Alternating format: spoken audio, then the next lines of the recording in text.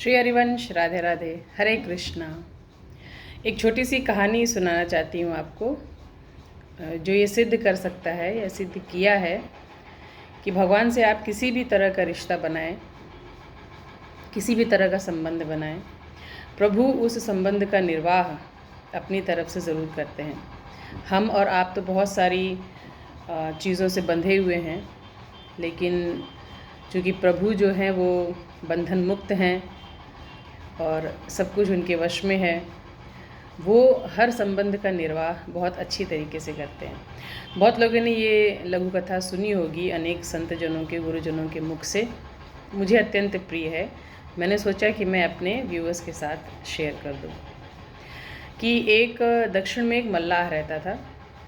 गोपाल जी से उसकी बहुत प्रीति थी और कहीं से उसको गोपाल जी का एक विग्रह प्राप्त हुआ था।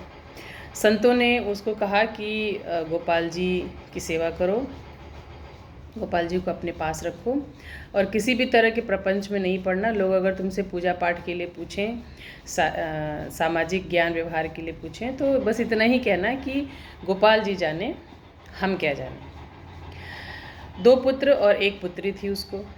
पुत्री की शादी के लिए उसने सोचा कि महाजन से थोड़ा सा धन ले ले और पुत्री का विवाह कर दें और फिर मेहनत करेंगे, धन एकत्रित करके सेठ जी का धन वापस कर देंगे।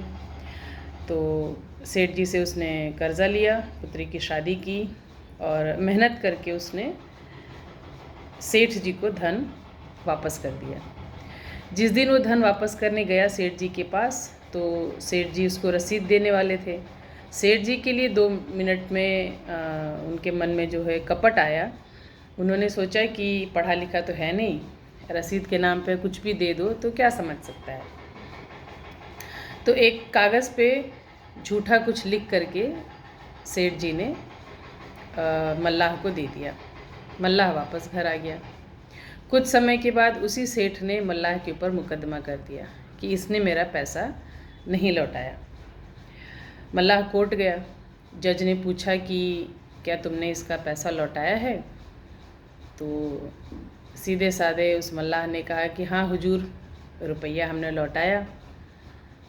तो जज ने कहा कि तुम्हारे पास कोई सबूत है? जब तुम रुपया लौटा रहे थे तो तुम्हारे पास कोई था, कोई गवाह था? तो मल्लाह ने कहा कि हुजूर, हम तो जहाँ जाते हैं गोपाल जी हमारे साथ रहते हैं। तो गोपाल जी ने देखा कि हमने रुपया लौटाया। तो जज ने पूछा कि ये गोपाल जी कौन है? तो संतों की जैसी वाणी थी वैसा ही मल्लाह ने कहा कि हम गोपाल जी के हैं, गोपाल जी हमारे हैं। तो जज ने कहा कि कहाँ रहते हैं? बोले जहाँ हम रहते हैं। बोले तुम कहाँ रहते हो? बोले जहाँ गोपाल जी रहते हैं। तो बोले कि तुम्हारे पास कोई रसीद है, कोई लिखा हुआ कोई कागज़ है? तो मल्लाह ने कहा कि हाँ हुजूर, ये रसीद दी थी सेठ जी ने। तो जज ने जब रसीद देखी तो उस पर तो लेनदारी संबंधित कुछ लिखा नहीं था। तो जज को कहीं ना कहीं ये खटका कि मल्लाह हो न हो सच बोल रहा है, लेकिन अदालतें जो हैं वो गवाहों पे चलती हैं, सबूतों पे चलती हैं। तो जज जी ने सम्मन निकाला गोपाल जी के नाम का कि गोपाल जी को बुलाया जाए। अब कचहरी का आदमी जो है वो सम्मन लेकर के गांव में घूम रहा था गोपाल जी के नाम का कि गोपाल जी कहाँ हैं, गोपाल जी कहाँ हैं। गोपाल जी नाम का कोई व्यक्ति तो नहीं मिला। गांव के बाहर गोपाल जी का एक मंदिर था, एकमात्र मंदिर था।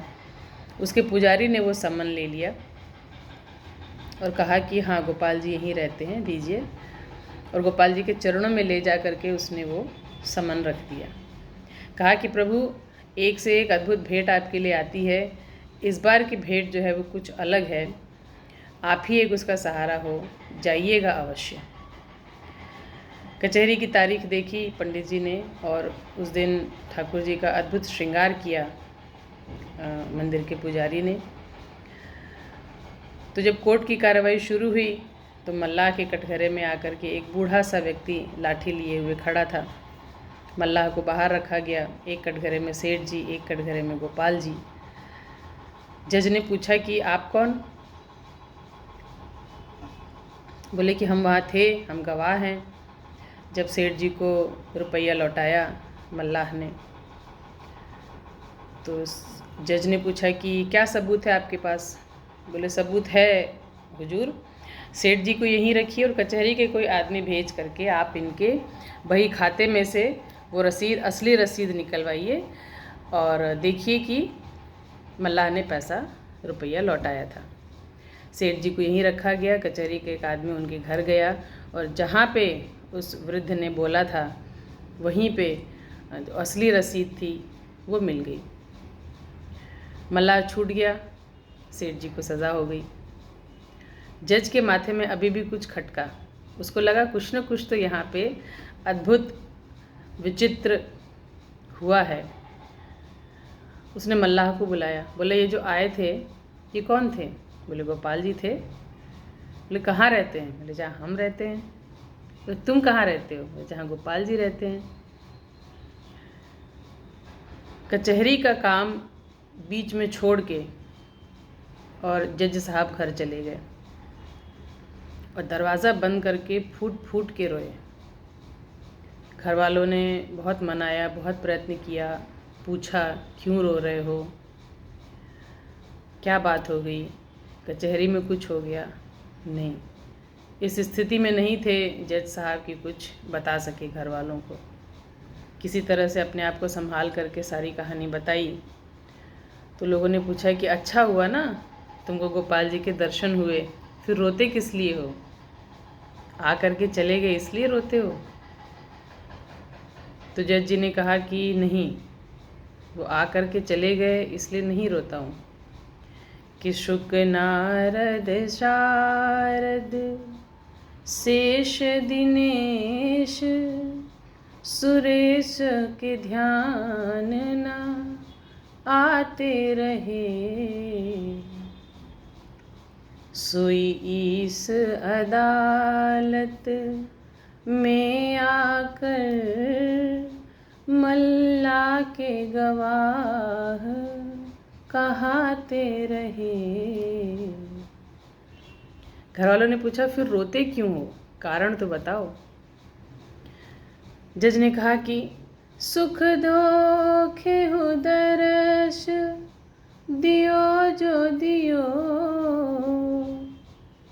दुख ने कहूँ नाही जो जाते रहे।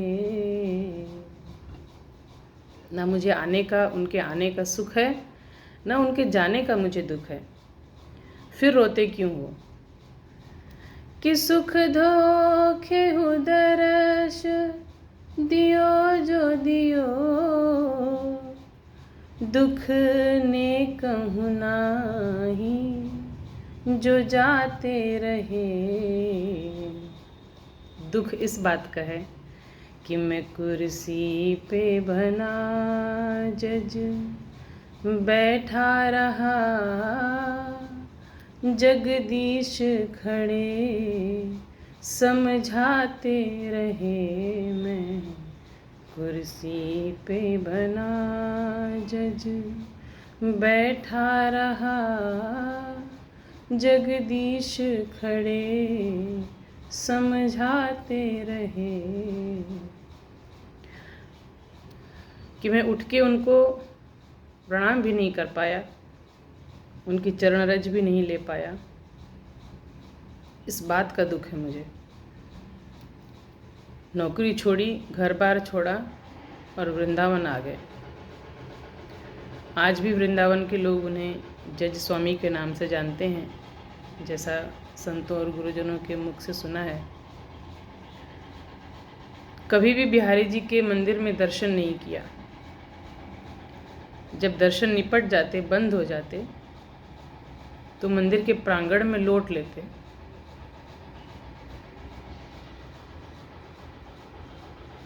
लोग पूछते कि आप दर्शन क्यों नहीं करते हैं बिहारी जी का?